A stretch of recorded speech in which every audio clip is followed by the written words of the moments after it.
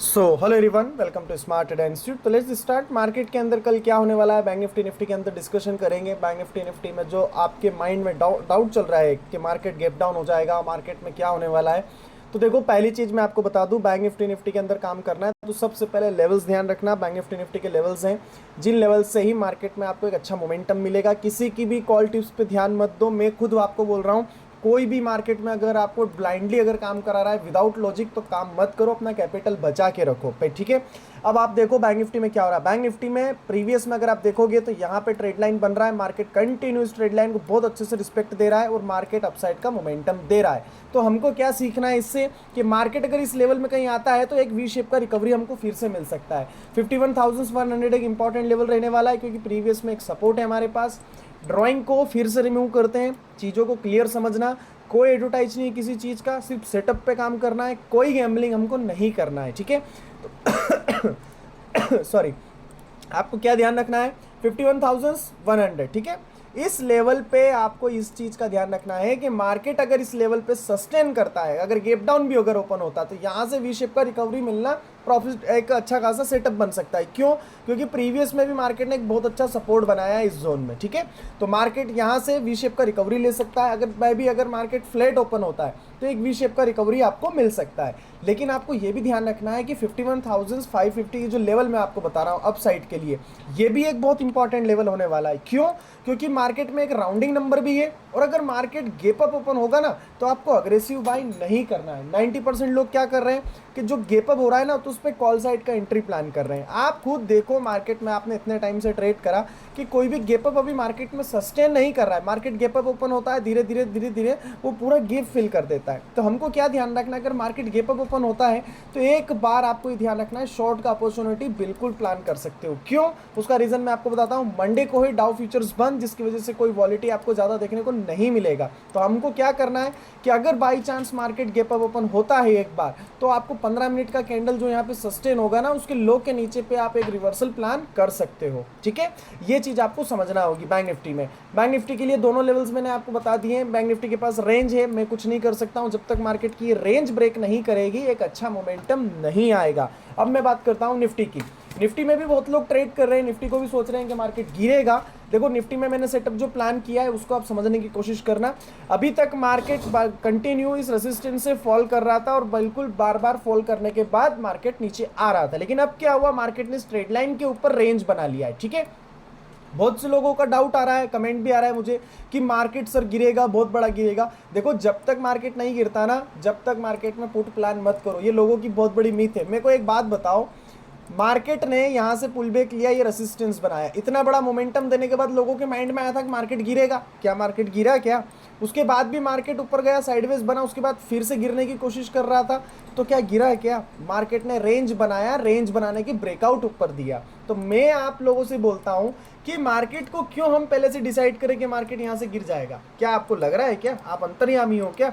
जब तक कोई सेटअप आपको प्लान करने के लिए नहीं मिलता, मैं तो क्लियर बोलता हूं आप लोगों को, मार्केट कब गिरेगा? मार्केट जब तक ये लो ब्रेक नहीं करता, 25,200 का लो ब्रेक करेगा, उसके बाद एक सेलिंग प्रेशर आ सकता है। हमको क्या करना है, हमको यहाँ पे वेट करना है कि मार्केट हमारे लेवल को ब्रेक करे, रिटेस्ट करे, उसके बाद डाउनफॉल आए। अगर ये डाउनफॉल आया तो हम यहाँ तक कैप्चर करने की कोशिश करेंगे। लेकिन आप पहले से अगर ट्रेड सेटअप प्लान कर लोगे तो ये थोड़ा सा रिस्की हो जाता है। अब देखिए, अगर बैंक निफ्टी की हम बात कर रहे हैं तो देखिए, निफ्टी में आपके लिए इंपॉर्टेंट लेवल हो रहे हैं। निफ्टी अगर गैप अप ओपन होता है, अगर निफ्टी गैप अप ओपन होता है तो मैं बोलता हूँ अवॉइड करो।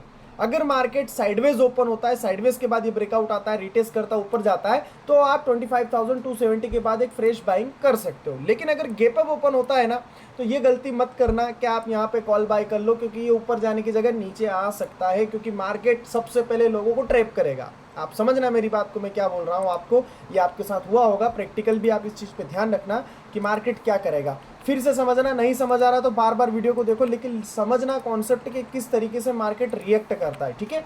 सपोज करो कि मार्केट यहाँ पे गैप अप ओपन होगा, ठीक है। जितने भी लोगों का यहाँ पोजीशन होगा वो क्या करेंगे, अपना प्रॉफिट बुक करेंगे।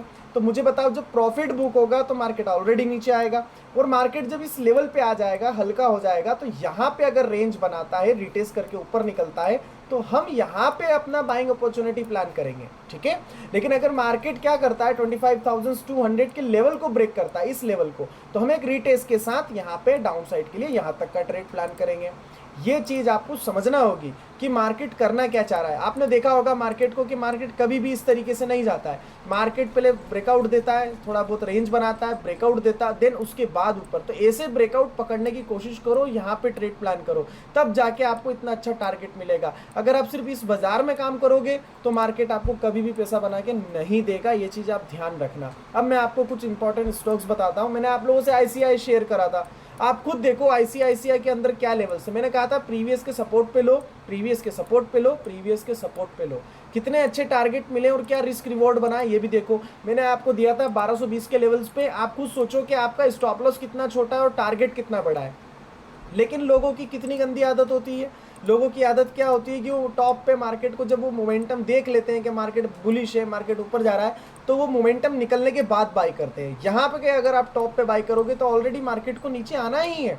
आप ये चीज़ क्यों नहीं समझते हो कि मार्केट जो चलता है एक साइडवेज चलता है, एक ट्रेंडिंग चलता है और एक डाउन ट्रेंड में चलता है। ये तीनों ट्रेंड के अलावा मार्केट कहीं नहीं चलता है। साइडवेज में अगर चल रहा है तो कम क्वांटिटी में काम करो, ट्रेंडिंग चल रहा है तो प्रीवियस के सपोर्ट पे बाय करो, अगर ट्रेड लाइन चल रहा है डाउनफॉल में तो एक रेसिस्टेंस पे आता है तो आप शॉर्ट करो।